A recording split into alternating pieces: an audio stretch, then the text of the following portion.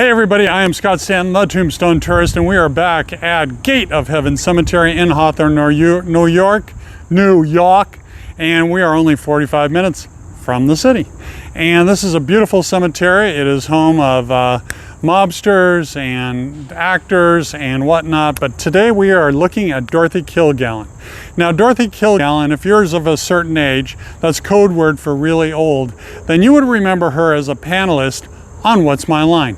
And if you thought that's all she did, you are sorely mistaken. She dropped out of college at age 18, and in just a short couple of years, she had 160 syndicated columns through the Hearst Empire newspapers all across the nation. She was a journalist, a TV star, she was an investigative journalist. She was all that. In fact, Ernest Hemingway said, "She is one of the finest female writers in the world today." That is such high praise that he gave her. Now,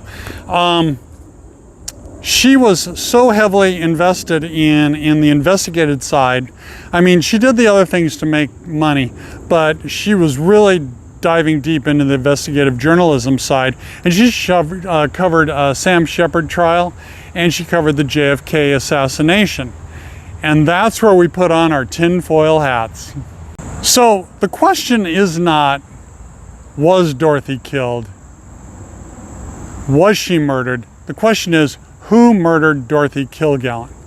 Now, if you look at the official autopsy results, which there was no autopsy, there was no even minimal investigation, it showed that she died of circumstances undetermined.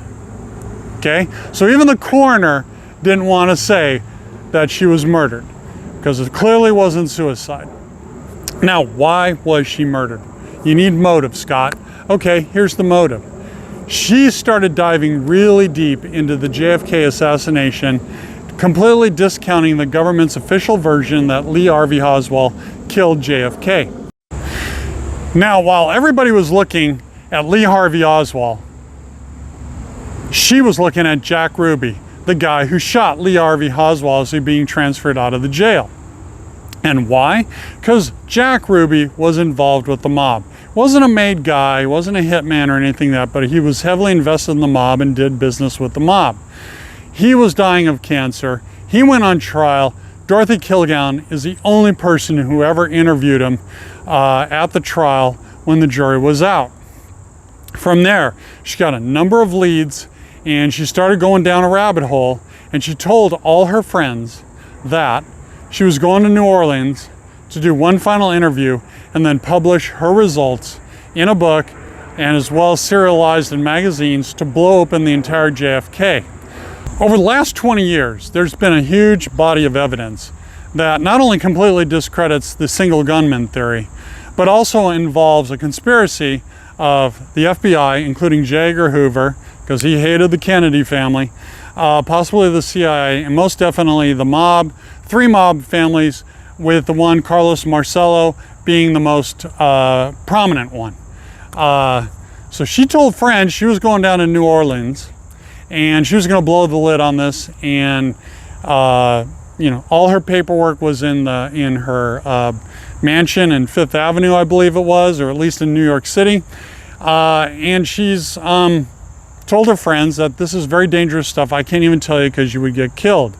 Well, surprise, surprise, she was found dead in her bed, heavily tranquilized, booze, and she died allegedly right there in her bed, and no investigation was done. And as I said earlier, circumstances undetermined. So here's where we can start taking off the tinfoil hats, because over the last 10 years, there have been multiple people actually, but 2 credible sources, authors that have published books, kind of finding more or less the same thing. And I'm not going to say that their research is perfect, but it's damning. And the issue is, okay, some people say it's circumstantial evidence.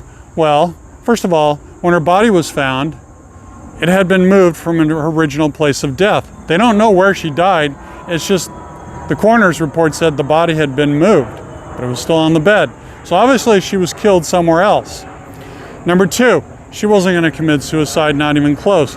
Number 3, After 20 years, they finally released the results of her blood workup, and she had 3 healthy, fatal doses of tranquilizers, enough basically to knock out a small pony, over 20 pills in one time.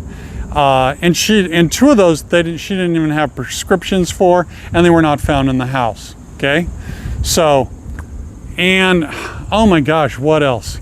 The coroner's office, they moved her body, allegedly. I've read different stories, but this seems fairly credible. They moved her body and had it taken to Brooklyn. Brooklyn at the time was mobbed up. The medical examiner's office was mobbed up, not like Manhattan, or not as much. So there was a more favorable results for the mob. When her body was carried out, people claim that they saw all of her boxes of files and everything. Remember, this is around 1965. There's no computers, there's no nothing. Everything is paper. It was all taken out of her house. It was never recorded as official evidence or anything like that, and it has since disappeared. So when you start adding these, and I publish all the different web pages and everything on my web page, Scott Stanton, thetombstonetourist.com, so you can investigate the heck out of this. I went down a deep rabbit hole thinking she was just a panelist on What's My Line, and there was so much more. Oh, did I fail to mention that she had a love child? Her last son, Carrie, was born from a 60s pop star. And the surprising thing is, well, I'll let you go figure out who it is. Okay, I'm just kidding. It's Johnny Ray. And if you know anything about Johnny Ray, that's a head scratcher, how he had a child with her. But it's true. So come to my website. She is here in section 23. She's 6 rows back behind the mausoleum you saw. Then you have a walkway and 2 more rows. And I always found it over the last couple of years, it's always decorated different. And this is pretty cool. I like this.